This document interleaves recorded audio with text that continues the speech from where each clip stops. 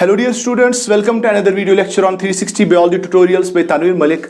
In this particular lecture we are going to talk about the important topic of the embryology portion of the human reproduction, that is implantation of the embryo or implantation of the blastocyst. Okay, previous lectures में हमने देखा कि fertilization होती है, fertilization से zygote बनता है, then zygote undergoes the cleavage to form the morula, then morula transforms into the blastula. वो हमने last lecture में पढ़ा. अब ये blastula या blastocyst जो है, जो यूट्रस में आ गया, यूट्रस में ग्रो हुआ है, अब ये क्या करता है, अब इस ब्लास्टोसिस्ट की इंप्लांटेशन हो जाती है. ठीक है ना. इंप्लांटेशन का मतलब क्या हो गया? इंप्लांटेशन का मतलब हो गया it is actually the attachment of the blastocyst with the endometrial lining of the uterus. जो यूट्रस का अंदर वाली लेयर होती है एंडोमेट्रियम, उस एंडोमेट्रियम के साथ ये ब्लास्टोसिस्ट अटैच हो जाता है. ये डायग्राम मैंने बनाई है ब्लास्टोसिस्ट की, इसका स्ट्रक्चर हमने पिछले वाले लेक्चर में पढ़ा हुआ है.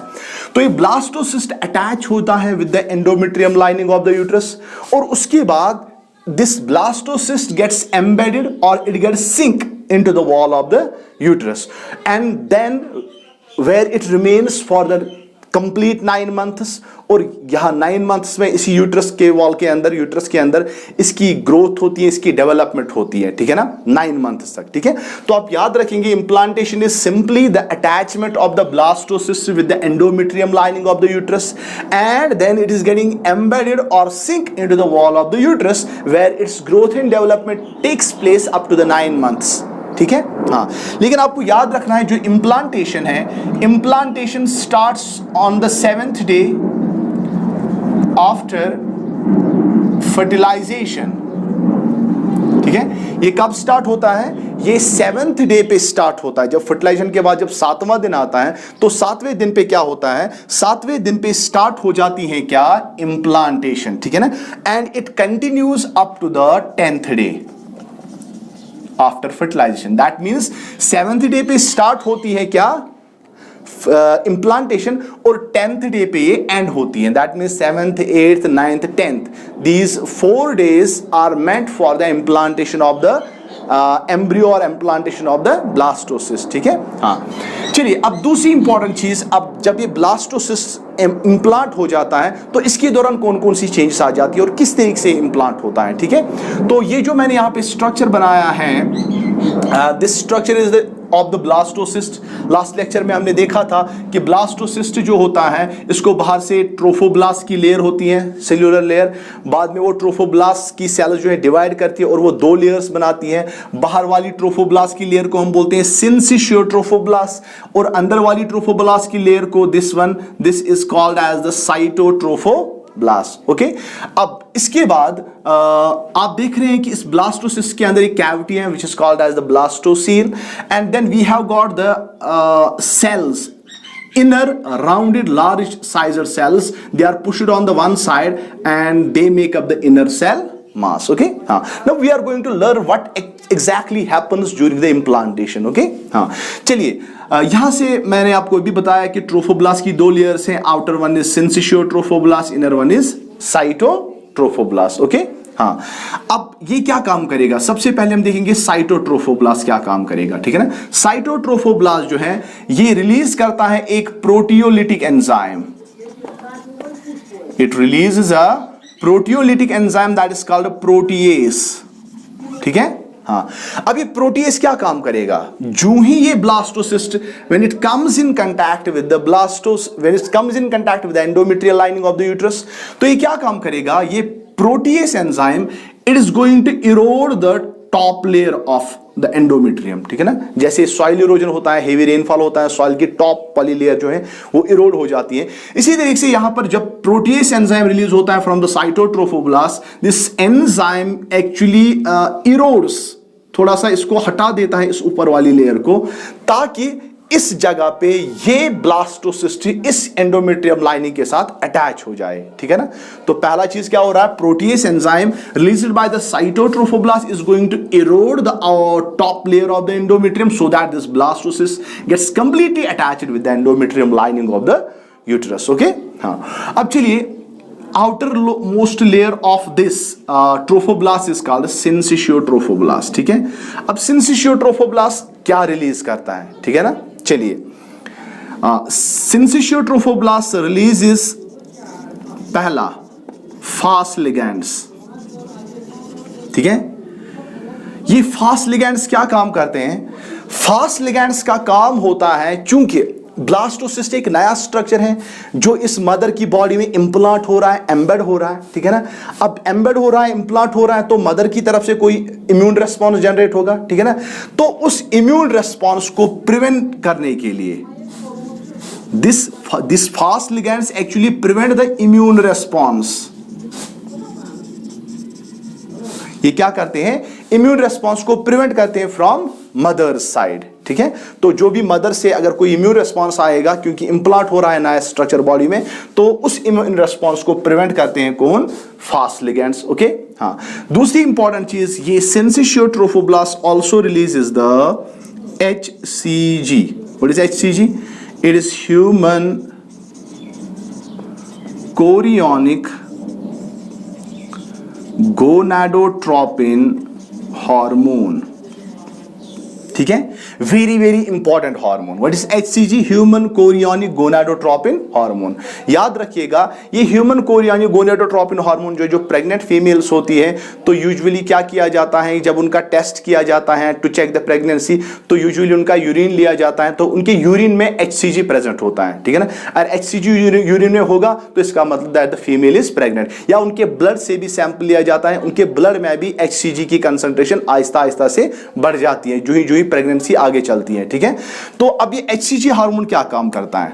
याद रखिएगा, it takes over the role of LH. What is LH? We all know it is luteinising hormone. हमें पता है कि ल्यूटिनाइजिंग हार्मोन रिलीज होता है फ्रॉम द पिट्यूटरी ग्लैंड, और LH हार्मोन क्या काम करता है? इसका यूजुअली काम होता है, ये कॉर्पस ल्यूटियम से रिलीज करता है कौन सा हार्मोन?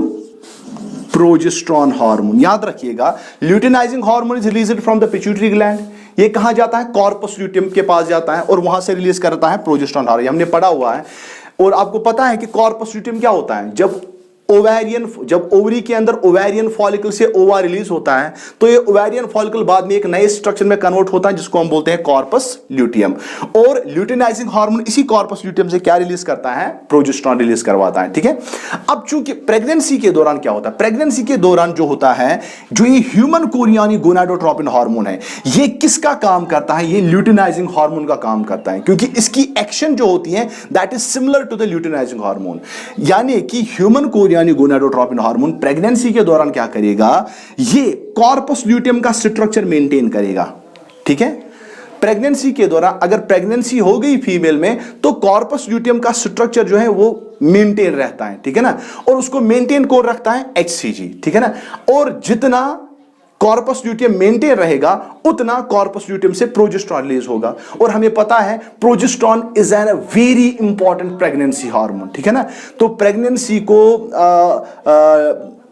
आगे ले जाने में, प्रेगनेंसी को डेवलप करने में, या 9 मंथ्स तक इस यूटरस की ग्रोथ के लिए प्रोजेस्टेरोन बहुत ज्यादा इंपॉर्टेंट है, ठीक है। तो उस प्रोजेस्टेरोन को कौन रिलीज करवाता है? Human chorionic gonadotropin hormone. कहां से रिलीज करवाता है? कॉर्पस ल्यूटियम से। और कॉर्पस ल्यूटियम का स्ट्रक्चर भी मेंटेन करता है HCG, ठीक है ना। हाँ, तो इसके अलावा आप याद रखेंगे, this HCG is also responsible for morning sickness in females. तो फीमेल्स में क्या होता है कि इनमें एक प्रेगनेंसी का कॉमन सिम्टम जो है दैट इज मॉर्निंग सिकनेस। इसका मतलब ये नहीं हुआ कि सिर्फ ये मॉर्निंग में थोड़ी सी बीमार होती है, ये दिन में, रात में, किसी भी टाइम हो सकता है, ठीक है ना।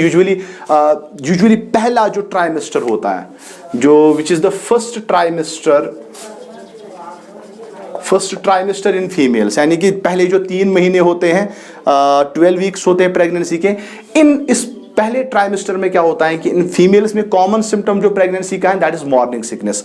मॉर्निंग सिकनेस में क्या होता है कि इनको नॉसिया फील होता है, या इनको वॉमिटिंग होती है, या दे फील एग्जॉटेड, ठीक है ना। तो ये सारी चीजें होती है, it is because of the human chorionic gonadotropin hormone, ठीक है ना। तो एक तो इस सिंसिशियो ट्रोफोब्लास्ट से फास्ट लिगैंड्स रिलीज होते हैं जो प्रिवेंट करते हैं इम्यून रिस्पांस। दूसरा HCG हार्मोन जो कॉर्पस ल्यूटियम का स्ट्रक्चर मेंटेन करता है, प्रोजेस्टेरोन रिलीज करवाता है। इसके अलावा मॉर्निंग सिकनेस काज करता है किसमें?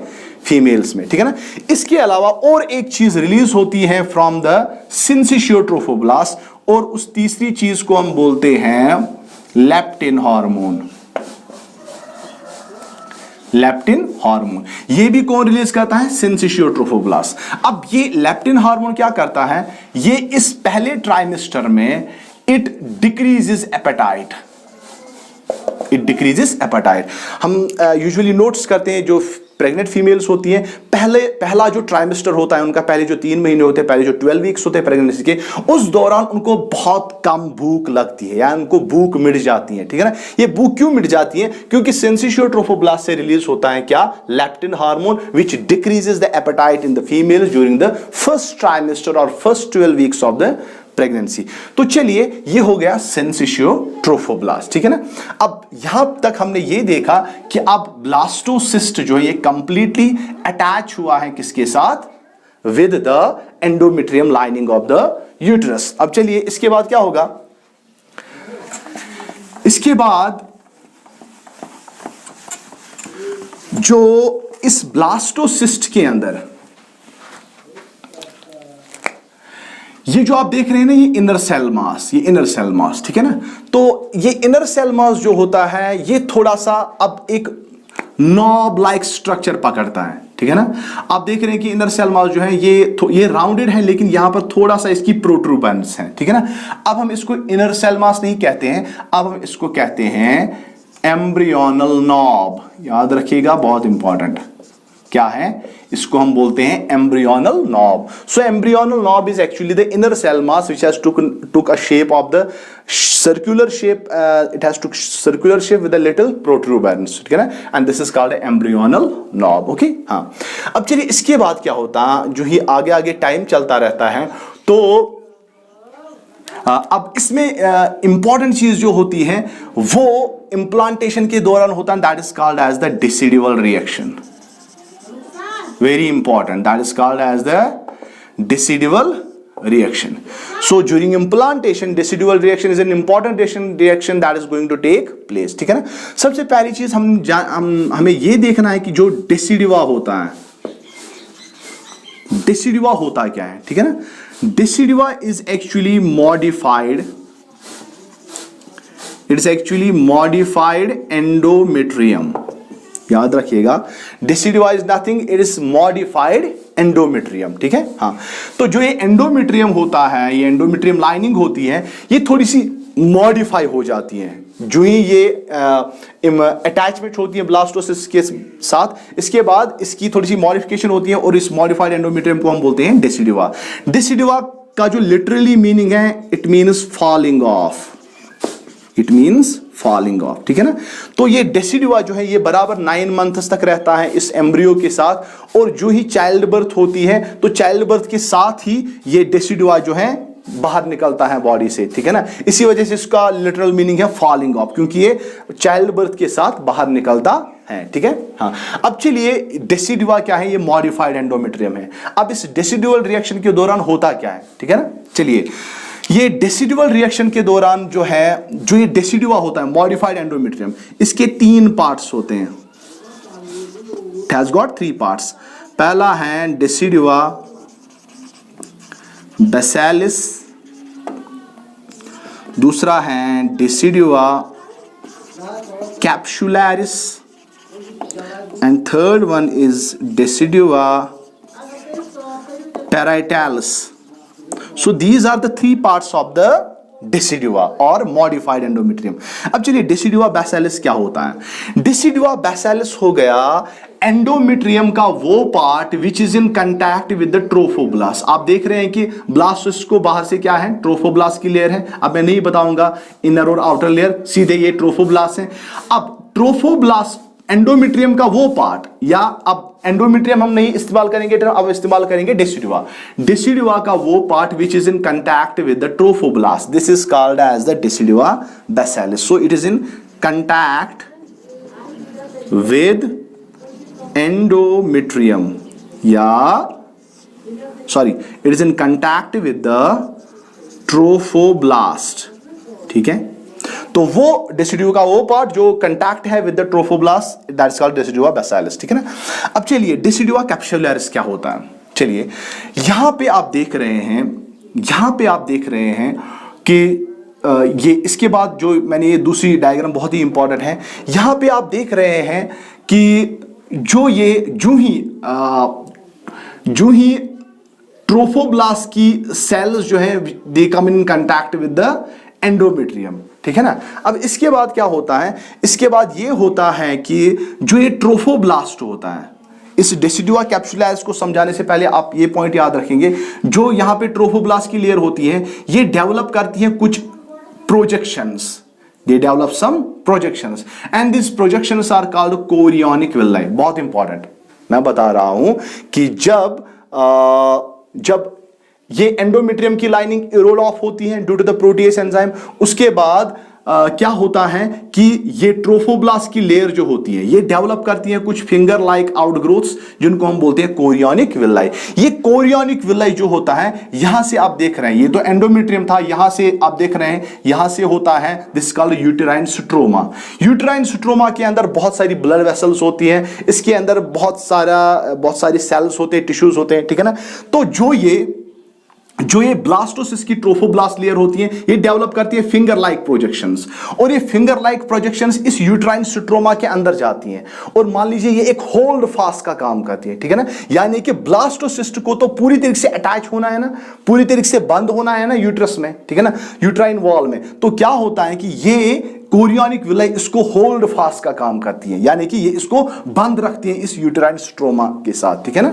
हाँ चलिए अब यहां पे क्या होता है, अब चलिए ये तो हो गया कोरियोनिक विलाई जो अभी तक, अब जो कोरियोनिक विलाई अब इस ब्लास्टोसिस्ट को होल्ड फास्ट कर रही है किसमें, यूट्रस के अंदर, ठीक है ना। हाँ अब चलिए मैं यहां पे समझा रहा हूं आपको decidua capsularis. Decidua capsularis endometrium का वो पार्ट या डेसिडुआ का वो पार्ट जो इस ब्लास्टोसिस्ट को बाहर से कवर कर रहा है। यहां से आप देख रहे हैं अभी तक ये यहां से था ट्रोफोब्लास्ट बाहर वाली लेयर, लेकिन अब ये एंडोमेट्रियम जो है यहां से या डेसिडुआ जो है इसका वो पार्ट जो इस ब्लास्टोसिस्ट को यहां से बाहर से कवर करता है, this is what we call as decidua capsularis. याद रखिएगा decidua capsularis is the part of the decidua that covers the blastocyst on the outer side.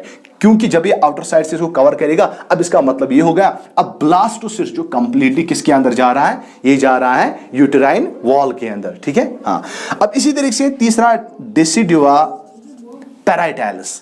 Decidua पैराइटैलिस जो है जब प्रेगनेंसी का 4th मंथ आता है, 4था महीना आता है, तो जो ये डेसिडुआ पैराइटैलिस है, ये डेसिडुआ पैराइटैलिस क्या काम करता है, ये इस कैप्सुलैरिस के साथ मिल जाता है और इस ब्लास्टोसिस्ट को कवर करता है। यानी कि अभी तक डेसिडुआ कैप्सुलैरिस कवर कर रहा था यहां से, अब इसके साथ डेसिडुआ पैराइटैलिस भी मिल रहा है जो इसको बाहर से कवर करता है। So you have seen that during the decidual reaction what is happening, 3 parts of the decidua are there: decidua basilis, decidua capsularis, decidua पैराइटैलिस।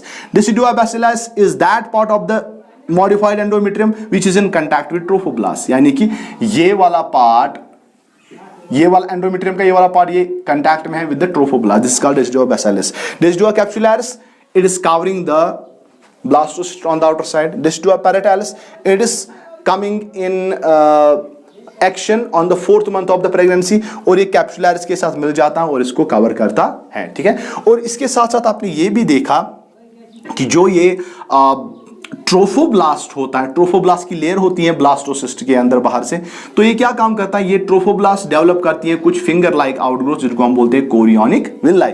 ये कोरियोनिक विलाई जो है ये पूरी तरीके से फंसा देती है, होल्ड करती है इस ब्लास्टोसिस्ट को किसके अंदर, यूटेरस वॉल के अंदर, ठीक है।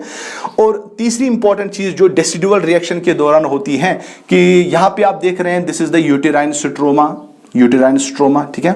और यहाँ पे मैंने अभी आपको बताया यूटेराइन स्ट्रोमा के अंदर बहुत सारे ब्लड वेसल्स होते हैं और यहाँ पे टिश्यूज होते हैं, सेल्स होती हैं, ठीक है। तो डेसिडुअल रिएक्शन के दौरान जो यहाँ पे ब्लड वेसल्स होते हैं यूटेराइन स्ट्रोमा में, they are gorged in with blood, यानी कि उनमें बहुत ज्यादा ब्लड आ जाता है, ठीक है ना। क्योंकि अब ब्लास्टोसिस्ट को ग्रो होना है उनको ब्लड सप्लाई, ब्लड के थ्रू उनको मटेरियल्स चाहिए, उनको न्यूट्रिएंट्स चाहिए, ठीक है ना, इस वजह से ब्लड वेसल्स में बहुत ज्यादा ब्लड आ जाता है, ठीक है। तीसरा, जो यहाँ पर सेल्स होती है टिश्यूज की, इन सेल्स में जो है ये सेल्स बहुत ज्यादा स्टोर करती हैं फूड, जैसे ग्लाइकोजन, ये ग्लाइकोजन को बहुत ज्यादा स्टोर करती है, क्योंकि अब इस यूट्रस को किसको पोषण देना है, किसको न्यूट्रिएंट देना है, न्यूट्रिशन देना है, इस ब्लास्टोसिस्ट को, इस एम्ब्रियो को, ठीक है। So this was all about the decidual reaction. Now the third thing you will have to remember is this inner cell mass, which is called as now we call it as embryonal knob. अब embryonal knob में क्या हो रहा है, embryonal knob में जो cells होती है उनका सा थोड़ा सा rearrangement होता है। हालांकि ये पार्ट जो है ये हमें पढ़ना है गैस्ट्रुलेशन में, ठीक है ना, तो गैस्ट्रुलेशन में हम इसको डिटेल में देखेंगे, लेकिन यहाँ पे मैं थोड़ा सा इसका प्रिलिमिनरी आइडिया आपको दूंगा, ठीक है। जो एम्ब्रियोनल नॉब की सेल्स होती हैं ये अरेंज हो जाती हैं, ठीक है ना। अरेंज कैसे हो जाती हैं, जो इसमें ये आउटर वाली लेयर होती हैं, हालांकि यहाँ पे ये तो 3 डायमेंशनली मैं नहीं दिखा सकता हूँ, फिर भी आप याद रखेंगे कि इसमें 2 लेयर्स ऑफ सेल्स आ जाती हैं। ये एम्ब्रियोनल नॉब की जो सेल्स हैं इसमें 2 लेयर्स ऑफ सेल्स बनती है, एक होता है एपिब्लास्ट, दूसरा होता है हाइपोब्लास्ट। तो एपिब्लास्ट जो होता है ये आउटर लेयर है, ठीक है, और हाइपोब्लास्ट जो है ये इनर लेयर है। तो यहां से आप देख रहे हैं this epiblast is the outer layer, और यहां से मैं दिखा रहा हूं this hypoblast, this the in, हालांकि ये दिख रहा है बाहर से लेकिन ये अंदर वाले साइड से होता है, ठीक है। तो epiblast is the outer layer, hypoblast is the inner layer. दूसरी चीज आप याद रखेंगे, एपिब्लास्ट जो होता है ये बना होता है कॉलमनर सेल्स का। कॉलमनर सेल्स मींस इसकी सेल्स जो होती है ये आप देख रहे हैं ये टॉल सेल्स हैं, ठीक है ना, हाँ, they are much taller than wide, यानी कि इनकी हाइट ज्यादा होती है एज कंपेयर टू विड्थ। इसके बाद जो हाइपोब्लास्ट की सेल्स होती है ये होती है क्यूबॉइडल सेल्स, बहुत इंपॉर्टेंट चीज है क्यूबॉइडल सेल्स। क्यूबॉइडल सेल्स का मतलब है इसकी सेल्स जो होती है ये क्यूब शेप्ड होती हैं या ये स्क्वायर शेप्ड होती हैं, ठीक है ना, ये ज्यादा हाइट इनकी नहीं होती है, ठीक है। अच्छा, तीसरी इंपॉर्टेंट चीज आप यहां पे याद रखेंगे, हालांकि हम गैस्ट्रुलेशन में ज्यादा डिटेल में पढ़ेंगे, कि जो ये एम्ब्रियोनल नॉब की में अरेंजमेंट हो गया सेल्स का, एपिब्लास्ट आ गया, हाइपोब्लास्ट आ गया, एपिब्लास्ट आउटर लेयर है, कॉलमनर सेल्स का बना है, हाइपोब्लास्ट इनर लेयर है, क्यूबॉइडल सेल्स का बना है, ठीक है ना। अब इसके बाद क्या होता है कि यहां से आप देख रहे हैं यहां से ट्रोफोब्लास्ट की सेल्स हैं, ठीक है ना, ये है ट्रोफोब्लास्ट की सेल्स, ठीक है। तो यहां से अब इस एपिब्लास्ट की सेल्स और ट्रोफोब्लास्ट की सेल्स के दरमियान एक कैविटी डेवलप होती है जिसको हम बोलते हैं एमनियोटिक कैविटी। आगे वाले लेक्चर्स में डिटेल में हमें इसके बारे में पढ़ना है, लेकिन फिलहाल आप याद रखेंगे कि एक कैविटी डेवलप हो जाती है किसके दरमियान, इस एपिब्लास्ट की लेयर के दरमियान और ट्रोफोब्लास्ट की सेल्स के दरमियान। This cavity is called amniotic cavity and which is later on filled with the amniotic fluid, okay. तो दूसरी चीज आप याद रखेंगे, जो ये एपिब्लास्ट और हाइपोब्लास्ट की लेयर होती है सेल्स की, ये दोनों लेयर्स जो बनाती हैं ये बनाती हैं, this is called as the embryonic disc. Embryonic disc, तो आप याद रखेंगे जो एपिब्लास्ट लेयर है और जो हाइपोब्लास्ट लेयर है ये लेयर, 2 लेयर्स बनाती है disc shaped structure, and that disc shaped structure is what we call as the embryonic disc, okay. So this was all about the, आपने देखा कि लास्ट पे अब ये पूरी तरीके से ब्लास्टोसिस्ट जो ये पूरी तरीके से यूट्रस के अंदर चला गया, यूट्राइन वॉल के अंदर इसकी एम्बेडमेंट हो गई, ये सिंक हो गया। So this is what we call as the implantation. अब इसके बाद चौथा स्टेज है एम्ब्रियोलॉजी का, that is called gastrulation, which will be talking in the next lecture. Till then, thank you very much.